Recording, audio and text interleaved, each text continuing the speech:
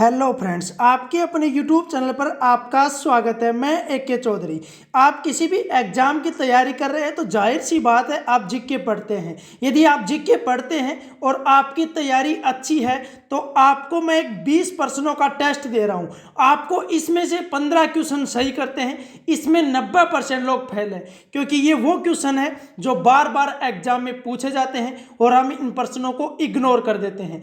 आप में से कितने स्टूडेंट हैं जो इन 20 प्रश्नों में से 15 प्रश्नों का सही सही जवाब देते हैं? आपको कमेंट बॉक्स में बताना है कि आप कितने क्वेश्चन सही कर पाते हैं। तो चलिए शुरू करते हैं आज का हमारा पहला क्वेश्चन। गर्म शुष्क मौसम के दौरान भारतीय उपमहाद्वीप पर निम्न में से किस क्षेत्र में निम्नतम दाब रहता है? जो गर्म शुष्क मौसम होता है उस दौरान जो भारतीय उपमहाद्वीप है उसमें कौन से क्षेत्र में निम्नतम दाब रहता है? तो कौन से क्षेत्र में रहता है? पश्चिमोत्तर भारत में। ऑप्शन सी क्या हो गया? सही होगा। जब 21 मार्च के बाद सूर्य उत्तरायण होता है तो उत्तरी भारत में गर्मी बढ़ने लग जाती है और भारतीय जो उपमहाद्वीप है उसके पश्चिमोत्तर क्षेत्र में, जो पश्चिमोत्तर भारत का क्षेत्र है उसमें निम्नतम दाब रहता है। Next question.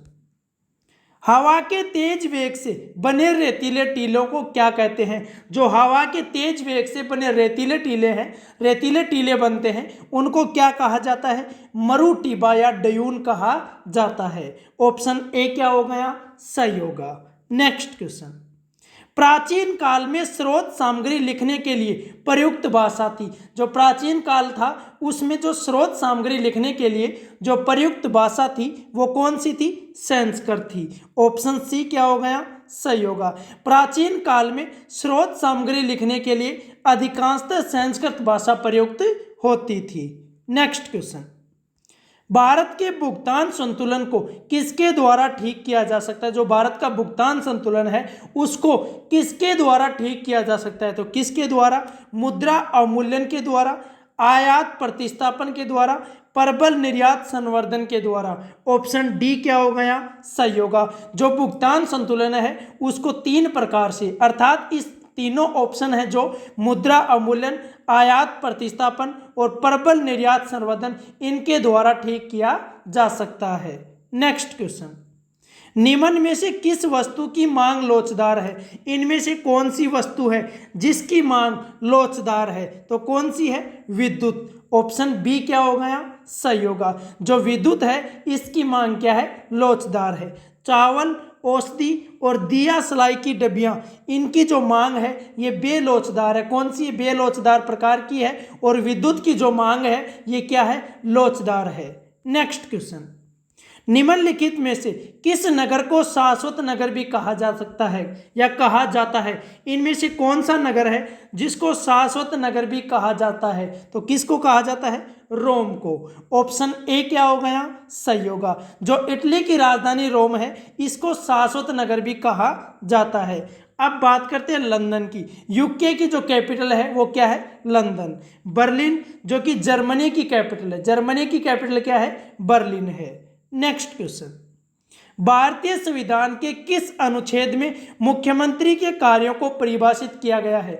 भारतीय संविधान का कौन सा अनुच्छेद है जिसमें मुख्यमंत्री के कार्यों को परिभाषित किया गया? तो कौन से अनुच्छेद में? अनुच्छेद 167 में। ऑप्शन बी क्या हो गया? सही होगा। जो अनुच्छेद 167 है उसमें मुख्यमंत्री के कार्यों को परिभाषित किया गया है। अब बात करते हैं बाकी ऑप्शन की। जो अनुच्छेद 166 है इसमें राज्य सरकार के कार्य संचालन का वर्णन किया गया है। बात करते हैं अनुच्छेद 163। अनुच्छेद 163 में राज्यपाल को सहायता और सलाह देने के लिए मंत्रिपरिषद है।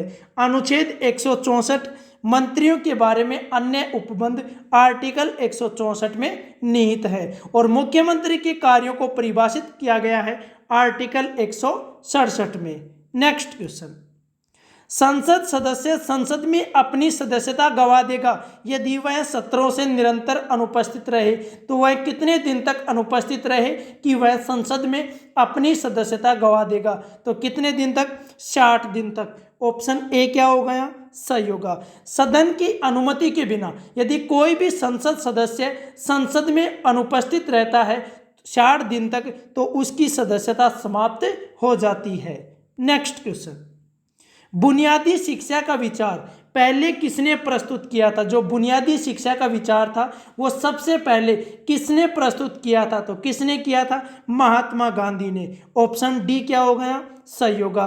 बुनियादी शिक्षा का विचार महात्मा गांधी ने अपनी वर्धा योजना 1937 में प्रस्तुत किया था। नेक्स्ट क्वेश्चन, निम्न में से किसने मनसबदारी व्यवस्था का सूत्रपात किया था? जो मनसबदारी व्यवस्था है उसका सूत्रपात किसके द्वारा किया गया था? तो किसके द्वारा? अकबर के द्वारा। ऑप्शन बी क्या हो गया? सही होगा। ये जो मनसबदारी व्यवस्था है इसको अकबर ने अपने शासनकाल के 11वें वर्ष में प्रारंभ किया था। कब किया था? अकबर का शासनकाल का जो 11वां वर्ष था उसमें अकबर ने मनसबदारी व्यवस्था का सूत्रपात किया था। नेक्स्ट क्वेश्चन, हुंड्रू जलप्रपात किस नदी पर स्थित है? जो हुंड्रू जलप्रपात है वो कौन सी नदी पर स्थित है? सुवर्णरेखा नदी पर। ऑप्शन ए क्या हो गया? सही होगा। और ये झारखंड राज्य में रांची के निकट स्थित है। झारखंड राज्य में जो रांची है उसके निकट स्थित है हुंड्रू जलप्रपात। नेक्स्ट क्वेश्चन, लाहौर में बादशाही मस्जिद का निर्माण किसने करवाया था? जो लाहौर में बादशाही मस्जिद है उसका निर्माण किसने करवाया था? औरंगजेब ने। ऑप्शन डी क्या हो गया? सही होगा। नेक्स्ट क्वेश्चन, सूरजकुंड झील निम्न में से किस राज्य में स्थित है? जो सूरजकुंड झील है वो कौन से राज्य में स्थित है? तो कौन से राज्य में है? हरियाणा में। ऑप्शन ए क्या हो गया? सही होगा। जो सूरजकुंड झील है वो हरियाणा राज्य के फरीदाबाद जिले में स्थित है। और इस झील का निर्माण किसने करवाया था? तोमर शासक थे। कौन थे? सूरजपाल। उन्होंने सूरजकुंड झील का निर्माण करवाया था। नेक्स्ट क्वेश्चन, ओरियन तारामंडल का सबसे चमकीला तारा कौन सा है? जो ओरियन तारामंडल है इसका सबसे चमकीला तारा कौन सा है?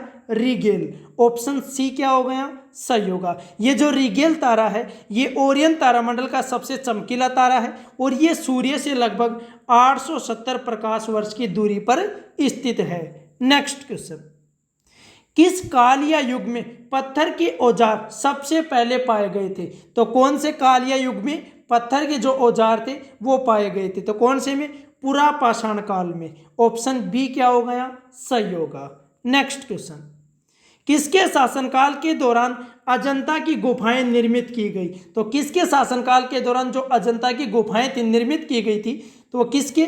गुप्तों के। ऑप्शन ए क्या हो गया? सही होगा। जो अजंता की 16वीं और 17वीं गुफा का संबंध है वो किससे है? गुप्त काल से। नेक्स्ट क्वेश्चन, बिक्री कर उदाहरण है। जो बिक्री कर है वो किसका उदाहरण है? अप्रत्यक्ष कर का। ऑप्शन डी क्या हो गया? सही होगा। यहां से भी हमेशा प्रश्न पूछा जाता है। यदि आपको वीडियो अच्छा लग रहा है तो वीडियो को जरूर लाइक और शेयर करना। नेक्स्ट क्वेश्चन, बाजार नियम किसने प्रस्तुत किया था? जो बाजार नियम था वो किसने प्रस्तुत किया था? जेबी सेय ने। ऑप्शन सी क्या हो गया? सही होगा। जो जेबी सेय थे इन्होंने बाजार नियम को प्रस्तुत किया था। अब ये बाजार नियम है क्या? इसके अनुसार पूर्ति स्वयं अपनी मांग उत्पन्न करती है। यहां से भी पूछा जा सकता है। नेक्स्ट क्वेश्चन, युग्मन और प्रतिकर्षण किसकी दो अवस्थाएं हैं? जो युग्मन और प्रतिकर्षण है ये किसकी दो अवस्थाएं हैं? तो किसकी है? सहलगनता की। ऑप्शन ए क्या हो गया? सही होगा। अब एक बात बता देता हूं सहलगनता के बारे में।